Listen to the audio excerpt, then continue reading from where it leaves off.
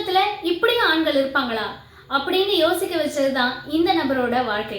என் மனைவி என்னதான் என்கிட்ட சண்டை போட்டு பிரிஞ்சு போனாலும் அவங்கதான் திரும்பி வேணும்னு ஒருத்தர் அப்படி அடமண்டா நிக்கலாம். ஆனா அதுக்கெல்லாம் அவங்க தகுதியானவங்களா இருக்கணுமே.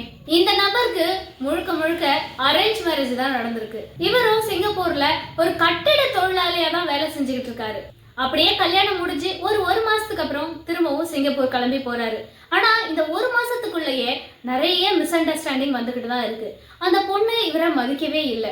இவரு சிங்கப்பூருக்கு வேலைக்கு போனதுக்கு அப்புறம் இந்த பொண்ணு தன் மாமியார் வீட்டுல இருக்கவே மாட்டேன்னு சொல்லிட்டு அவங்க அம்மா வீட்டுக்கே போயிடுறா.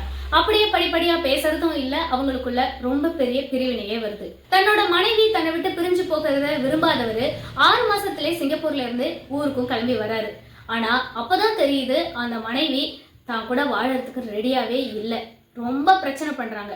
சரி போய் அவங்க அம்மா வீட்லயே போய் கூப்பிட்டு வந்துடலாம் அப்படின்னு போய் கொண்டு கூப்பிடும் போது, இல்ல உன் கூட நான் வாழவே மாட்டேன் அப்படின்னு சொல்லி தாலியை கழட்டி தூக்கி வீசி எறிஞ்சிட்டாங்க அவரோட மூஞ்சிலேயே. இதெல்லாம் கொஞ்சமும் அவர் எதிர்பார்க்கவே இல்லை. இதுக்கெல்லாம் என்ன காரணம் அப்படின்னு எவ்வளவோ கேட்டோம், அவருக்கு பதிலே கிடைக்கல. ஆனா அதுக்கப்புறமா அவங்க ஊர்ல இருக்கிறவங்க சொந்தக்காரங்க இவங்க கிட்டலாம் இந்த விஷயத்த சொல்லும் போதுதான் சொல்றாங்க, அந்த பொண்ணு ஊருக்குள்ளேயே இருக்கிற ஒரு மேரிட் பர்சனோட அஃபேர்ல இருந்திருக்காங்க. அதனாலதான் இவர் கூட வாழவே விருப்பம் இல்லைன்னு சொல்லியிருக்காங்க.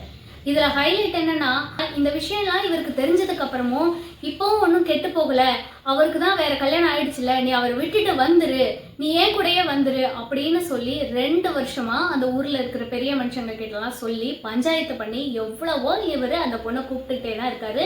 ஆனா அவங்க ஒரே முடிவா எடுத்துட்டாங்க, நான் வரவே மாட்டேன் அப்படின்னு சொல்லிட்டு. இப்படி கூடவா ஆண்கள் இருப்பாங்க அப்படின்னு எனக்கு ஆச்சரியமா இருந்தது. அதுக்கு அவர் சொல்ற ஒரே பதில் என்னன்னா, இல்ல நான் வாழ்ந்தா ஒருத்தியோட தான் வாழ்வேன், எனக்கு எங்க வீட்டுல பார்த்து கல்யாணம் பண்ணி வச்சாங்க, அவளை தவிர எனக்கு வேற யாருமே வாழ்க்கையில வேண்டாம், என்ன சின்னதா ஒரு தப்பு பண்ணிட்டா பரவாயில்ல திருத்தி வருவா அப்படின்னு நான் வெயிட் பண்றேன் அப்படின்னு ரொம்ப முட்டாள்தனமா தான் பேசுறாரு. இப்படிப்பட்ட நல்ல ஆண்களுக்கு நல்ல மனைவி கிடைக்கிறது இல்லைல்ல.